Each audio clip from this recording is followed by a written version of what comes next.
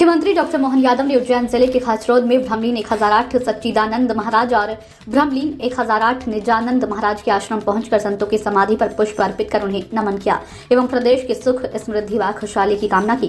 इस अवसर पर मुख्यमंत्री डॉक्टर यादव ने संत विवेक गुरुदेव एवं अन्य संतों से भेंट कर उनका आशीर्वाद भी प्राप्त किया।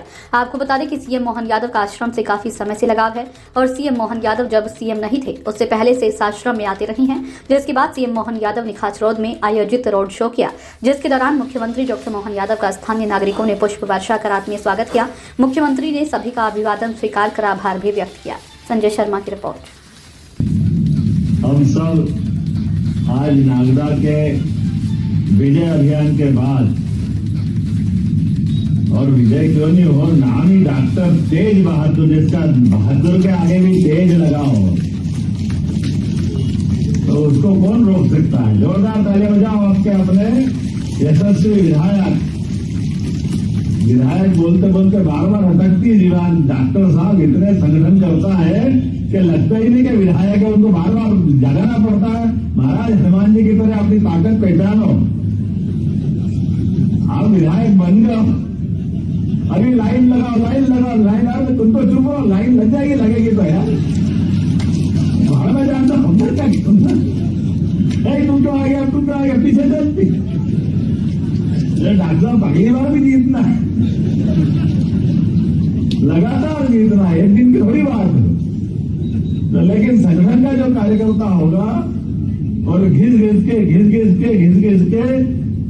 चंदन से कुंदन की तरफ बढ़ गया, ऐसे डॉक्टर तेज बहादुर हमारे बीच में। और अभी जिनने हमारे बीच में बहुत अच्छे से संगठन की सारी बात विस्तार से रखी,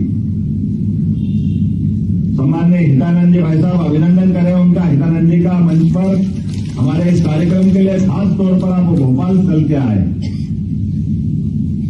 माननीय डॉक्टर सत्यनारायण जेठिया जी हमारे पार्लियामेंट्री बोर्ड के मेंबर हैं, आप कर्तव्य ध्वनि से सबका अभिनंदन करते हैं, नाम बोलता जाऊंगा। माननीय सांसद अनिल फिरोजिया जी, हमारे प्रभारी विनोद जी। कभी कभी सपने में दिखता है कि डॉक्टर तेज बहादुर भी काफी विनोद शर्मा में भी घुसती है। ये प्रभारी में तो अंतर नहीं, एक जैसी लाइन के आदमी है। धार का अनुभव कम है, मेरे को धार में जाके पूछना पड़ेगा, यहाँ तो लगता है तेज बहादुर जी की काफी है। माननीय वरिष्ठ नेता और हमारे भारतीय मजदूर संघ के बहुत सारे दायित्व का निर्वहन किया है, अभी काबीना मंत्री का दर्जा है। माननीय सुल्तान सिंह जी शेखावत साहब, माननीय पूर्व विधायक, पूर्व कोऑपरेटिव बैंक के अध्यक्ष लाल सिंह रावत जी, जितेंद्र गहलोत जी, पूर्व विधायक, अभिनंदन करते हुए आप लगातार। माननीय श्याम बंसल जी, पूर्व जिला अध्यक्ष महामंत्री धर्मेश जी, लाल सिंह बंजारी जी, विधानसभा संयोजक श्रीमती कमला कुंवर, बहन के लिए भी अभिनंदन करें, और श्रीमती शिवानी कुंवर, दोनों अध्यक्ष उपाध्यक्ष के लिए। श्री संतोष ओपी गहलोत, नगर पालिका के अध्यक्ष श्रीमती संतोष ओपी गहलोत, श्री अतुल जी, श्रीमती बबीता जी, राकेश यादव जी, राजेश धाकड़ जी और मंचस्थ सभी अतिथि, सबके लिए अभिनंदन करते हैं, वंदन करते हैं। मित्रों, बात हमारी बहुत सारे प्रकार से अलग अलग तरह से आपके कई वक्ताओं ने बात रखी होगी और उन बातों को दोहराने की जरूरत भी नहीं, लेकिन हमको एहसास है इस बात का। भाजपा की सरकार बन गई, मोदी जी की सरकार बन गई, नरेंद्र मोदी जी के बाद स्टेट गवर्नमेंट की और डबल इंजन की सरकार बन गई, और सरकार बनने का जितना आनंद ऊपर के मंच बातों में गारंटी ले सकता हूं, 4 गुना ज्यादा मजा नीचे वालों को आता है। एक एक गली मोहल्ले एक एक मतदान केंद्र में जो आप लड़ाई लड़ते हो, एक एक व्यक्ति के सामने सीना ठोक करके, और जो आपकी लड़ाई होती है वो वाकई 56 इंच के सीने वाले को देश ने दुनिया का सरताज बना करके जो मजा आता है वो हमारे लिए एहसास कराती। एक बात जरूर है मित्रों, बड़े अलग प्रकार के ये वर्तमान की राजनीति चल रही, और इस राजनीति को चलोगे तो देखोगे कि काल के प्रवाह में ऐसी कई सारी गलतियां हमको दिखाई देती है, जिन गलतियों के आधार पर हमारे अपने पुराने इतिहास में कई बार हम झांक के देखते हैं तो ऐसा लगता है कि हमारे ही पूर्वज थे, हमारे ही पुरखे थे, उन्हें ऐसी बड़ी गलती कैसे कर दी, वो उनसे चूक कैसे हो गई। वो चूक अपने को ऐसी अटपटी जरूर लगेगी, और ऐसा एक और बड़ा मामला कि इस देश के अंदर की अच्छाइयों को लेके चलने वाले लोगों की मालिका कितनी बड़ी है, और उनने अपने जीवन के सभी बलिदान करते हुए, सभी प्रकार की पराकाष्ठा करते हुए हमको सदैव मार्ग दिखाया। हमारी अपनी पार्टी के प्रारंभ से बात करें कि जनता पार्टी के पहले जनसंघ के समय से जो भारतीय जनसंघ ने अपनी यात्रा, विचार यात्रा प्रारंभ की, मूल हमारा और कांग्रेस का अंतर क्या है, हम क्यों जीतना चाहते और हम कांग्रेस को क्यों हराना चाहते। कांग्रेस के हमारी कोई जाति दुश्मनी तो नहीं है, लेकिन जाति दुश्मन से बड़ी विचारधारा की हमारी दुश्मनी है। कांग्रेस जब भी होती है हमारे देवी देवता पर उंगली क्यों उठाती है, ये कांग्रेस को उस बात की कीमत चुकाना पड़ेगी। इस बात की हमने गलती की है। हमारे देवी देवताओं के मामले में हम कौन सी दुनिया में रहते हैं, हम इसी हिंदुस्तान में रहते हैं, हम कहीं बाहर नहीं रहते हैं। हमारे लाला अयोध्या भले हमारे अपने भगवान का जयकारा कर ले, प्रभु रामचंद्र जी महाराज की। आप बताइए कैसी कल्पना है।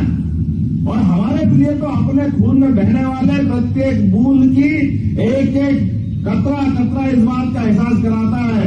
इसी जिले के अंदर से 2000 साल पहले भी सम्राट विक्रमादित्य ने दुनिया में भारतीय सनातन संस्कृति का परचम लहराते हुए भगवान राम का मंदिर भी बनाया था, पूरे देश में अलग जगाया।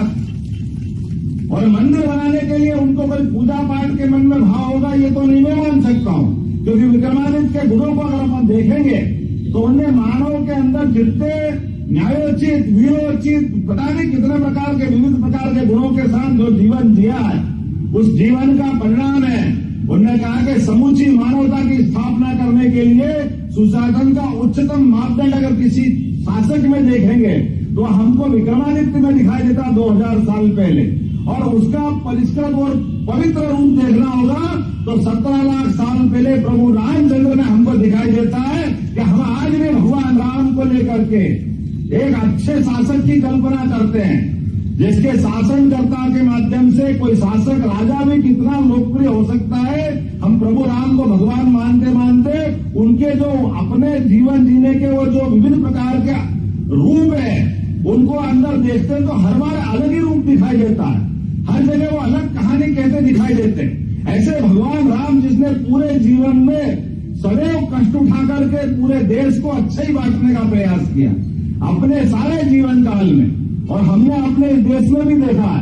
क्या भगवान राम के मामले में आप अगल बगल में देशों को देख लीजिए जो हमारे साथ आजाद हुए थे, लेकिन काल के प्रभाव में आक्रांताओं ने हमको नष्ट करने के पहले हमारे देवी देवताओं पे हाथ लगाया, उनके देवी देवताओं को मंदिरों को नष्ट भ्रष्ट किया। लेकिन वो जो काल ऐसा था कि हमारा गुलामी का काल था, हम कुछ नहीं कर पाते थे, वही बात में चला गया। अब मैं तो इस कांग्रेस के अंदर की भी धारा को बताना चाहूंगा कि कांग्रेस अपने नेताओं के अंदर झांक के देख ले। हमारे इंदौर के पास महिदपुर के पूर्व विधायक जी बैठे हैं, पंडित मदन मोहन मालवीय, वही कांग्रेस के पूर्व अध्यक्ष थे। उन्होंने क्यों काशी हिंदू विश्वविद्यालय की स्थापना की? आपको हिंदू शब्द से इतनी नफरत है ना, वो हमने नहीं किया, लेकिन हिंदू होने का क्या महत्व है ये आपके कांग्रेस के पूर्ववर्ती राष्ट्रीय अध्यक्ष का प्रमाण दिखाई देता है। उनसे पहले लाला लाजपत राय ने क्यों गणेशोत्सव की स्थापना करी? क्योंकि हमारी संस्कृति को जानने के लिए उपक्रम आपको करना पड़ेंगे। लेकिन ये वही कांग्रेस है जो जवाहरलाल नेहरू सोमनाथ का विरोध करते हैं और आज की कांग्रेस अयोध्या का विरोध करती है। दोनों में कोई अंतर, इसलिए कांग्रेस को अपने पाप की माफी मांगना पड़ेगी। दोनों का जो अंतर है उसको मिटाने की आवश्यकता है। कांग्रेस राजनीतिक दल तो बनना चाहती है, लेकिन राजनीतिक दल बनते बनते हिंदू मुसलमान में तो बांटना चाहती देश को। कांग्रेस की इसी गलती के कारण से देश का बंटवारा हुआ था, पाकिस्तान अलग बना, हिंदुस्तान अलग बना। उस समय जनसंघ तो नहीं था, हम कहां थे उस समय, लेकिन देश का बंटवारा हुआ तो क्यों, किसने किया था? कांग्रेस ने किया था। कांग्रेस चाहती तो इस बंटवारे को टाल सकती थी, लेकिन ऐसे घटनाक्रम में लगातार कांग्रेस अपने आप को डुबाते डुबाते गलत रास्ते पे गई और आज फिर नए बीज बो दिए। आज तो उनको भर भर के मिठाई के थाल 5 लाख लड्डू तो अपनी सरकार भी पहुंचा रही है अयोध्या में।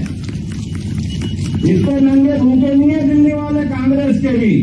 होना तो ये चाहिए था कि वो खुद भी लड्डू के थाल लेके जाते, लेकिन क्या कह रहे?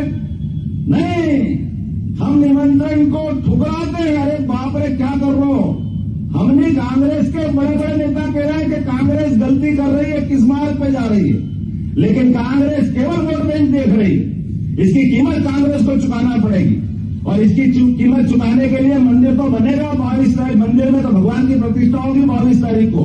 देश तो दिवाली मनाएगा, फटाके छोड़ेगा, आनंद उठाएगा, लेकिन असली दिवाली हमारी कब मनेगी? जिनने ये पाप किया, आगामी लोकसभा चुनाव के एक एक बूथ पे एक एक वोट से हमको इनका हिसाब चुकता करना पड़ेगा कि कांग्रेस के इस पाप की कीमत कांग्रेस को चुकाना पड़ेगी। मूल हमारी लड़ाई विचारधारा की लड़ाई है, मूल हमारे दर्शन की लड़ाई है। हमारे इस देश की एकता अखंडता के लिए भारतीय जनता पार्टी शुरू से अपने देश के पहले अपनी पार्टी का भी नाम कैसे रखती है, जो देश से जुड़े भारतीय जनता पार्टी, और कदम कदम पर भारतीय जनता पार्टी ने हर कठिन काल में अपने आप की परीक्षा देकर के देशभक्तों की मालिका में अपना नाम लिखाया। जब कांग्रेस ने आपातकाल लगाया तो आपातकाल के खिलाफ लड़ाई लड़ने में अपनी पार्टी ने अपने खुद का पूरे दल का विलय करके जनता पार्टी में विलय करते हुए वो एक बड़ी लड़ाई लड़ी जिसके बलबूते पर लोकतंत्र बचा है। कांग्रेस के पाप उस दिन भी थे जब उन्हें सुप्रीम कोर्ट के लिए हाईकोर्ट के निर्णय को न मानते हुए प्रधानमंत्री पद की लालच उनकी तत्कालीन प्रधानमंत्री इंदिरा गांधी ने देश में आपातकाल थोपा था। कांग्रेस ने सुप्रीम कोर्ट के 3 तलाक के निर्णय को नकारते हुए फिर गलत रास्ता ढूंढा।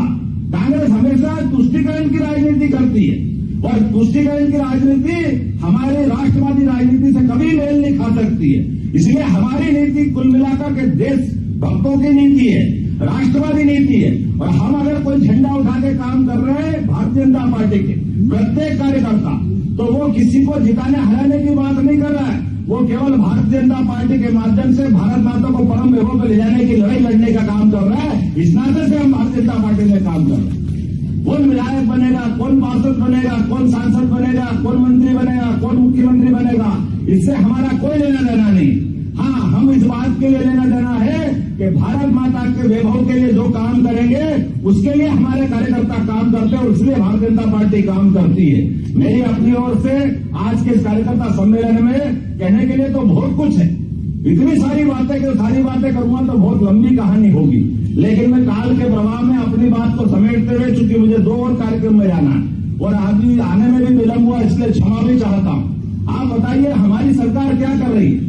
हमारी सरकार जो काम कर रही है और मोदी जी की सरकार काम कर रही है, मैं आपको 2-4 आंकड़े देना चाहूंगा। रेल के मामले में नागदा से बढ़ के कौन जानता, लेकिन रेल के मामले में मनमोहन सिंह की सरकार ने 2009 से लगे 2014 तक केवल 600 करोड़ रुपए मध्य प्रदेश सरकार को दिए और मोदी जी की सरकार में 2023-24 में 13,500 करोड़ रुपए दिए। ये हमारी सरकार है जो विकास के पहिए को कैसे ले जाती है। ये एहसास कराने का काम अगर किसी का है तो भारतीय जनता पार्टी का। गरीब व्यक्ति का अपना खुद का मकान बने, वो अपने खुद के आशियाने में रहे। सरकार बनती तो काहे के लिए बनती है? चंद्रशेखर आजाद, भगत सिंह एक लंबी मालिका जिनने अपने आप को प्राणांत करते हुए जनतंत्र के साथ जनता की लड़ाई लड़ी थी। कांग्रेस के शासनकाल में प्रधानमंत्री सड़क को बंद करने का काम किया। कांग्रेस के शासनकाल में हमारे स्वर्ण चतुर्भुज योजना को बंद करने का काम किया। कांग्रेस ने केवल देश को लूटने का काम किया और उसके उल्टे माननीय मोदी जी के नेतृत्व में सरकार चल रही है। तो कौन से विभाग में, मैं तो अब सरकार का मुख्य मानव के नाते 10 मेरे अपने विभाग में अपने अधिकारी को डांट चुका हूं कि जो हमारा कोटा वो हम नहीं ले पा रहा, इतना पैसा मोदी जी दे रहे हैं, इतने प्रकार की व्यवस्था को वो संचालित कर रहे हैं। ऐसा कोई नेतृत्व तो मिलेगा? हमने कोविड के समय से लेकर सारे मौके देखे, एक प्रधानमंत्री किस प्रकार से देश का संचालन करता है और जो कार्यकर्ता करते, जो हितानंद जी करते, हमारी पार्टी में ऐसे लोगों की लंबी मालिका है जिनने हमारे देश की इस वर्तमान की व्यवस्था में सुव्यवस्था स्थापित करने के लिए अपने पूरे जीवन का एक तरह से दान कर दिए। अब मोदी जी सरकार चला रहे हैं तो मोदी जी को अपने जीवन में स्वयं को क्या चाहिए? मोदी जी ने अपना कोई घर नहीं बसाया, मोदी जी ने स्वयं के लिए कुछ नहीं करा, लेकिन वो काम कर रहा है तो किस बात के लिए कर रहा है? वो 142 करोड़ देशवासियों की बेहतरी के लिए काम कर रहे हैं। हमें इस बात का गर्व है और भारत मां के खिलाफ देखने वाले दुश्मनों की आंख निकालने की हिम्मत का काम कर रहे हैं। वो जीवन के सभी क्षेत्रों में सुव्यवस्था स्थापित करने का काम कर रहे हैं। और इतने कम समय में 10 साल बहुत कम समय होता है, लेकिन दुनिया के 200 से ज्यादा बड़े बड़े देशों के अंदर भी उनने जो अपनी उदात्त भावना जो भारत की होती है, उस उदात्त भावना को लेकर आगे चले तो वो विश्व के सर्वमान्य नेता के रूप में स्थापित हुए। ये हम सबका सौभाग्य है कि हाँ, दुनिया का सबसे बड़ा लोकतंत्र भारत, और भारत का प्रधानमंत्री दुनिया का नेता बन के निकल के आ रहा है जो सबका भी भला चाहता। इसलिए रूस हो, यूक्रेन हो, अमेरिका हो, इंग्लैंड हो, कई की आपस में नहीं बनती है, लेकिन इनकी भले आपस में नहीं बनती है, लेकिन मोदी जी जिसको भी बोलते हैं वो तुरंत मानते कि हम मोदी जी मेरा बुरा नहीं कर सकते, मोदी जी हमारे भी देता है। ये विश्वास बनाने का काम अगर किसी ने किया है इतने कम समय में, तो नरेंद्र मोदी जी जिनका नाम है, जिन पे हम गर्व कर सकते हैं। मुझे आज के अवसर पर आप सबके साथ, यद्यपि एक आपने डिमांड तो बहुत सारी रख दी, बहुत बड़ी रख दी है, लेकिन एक बात जो सबसे ज्यादा जरूरी है उस बात की तरफ मैं ध्यान आकर्षित कराना चाहूंगा कि डॉक्टर तेज बहादुर जी, आपने विकास के बहुत लंबे एजेंडे में बहुत सारी बातें रखी है, मैं सबको मानूंगा, लेकिन अभी 5 साल के लिए सरकार बनी है, एक ही बार में नहीं मानूंगा, धीरे धीरे अगली बार भी बुलाना और अगली बार भी मैं बात करने आऊंगा। तो आज तो आपकी एक मांग मानता हूं कि जावरा से उज्जैन का 4 लेन कराने के लिए निश्चित रूप से हमारी सरकार काम करेगी और बहुत जल्दी हम उसका भूमि पूजन करने आपके बीच में आएंगे। बहुत बहुत धन्यवाद।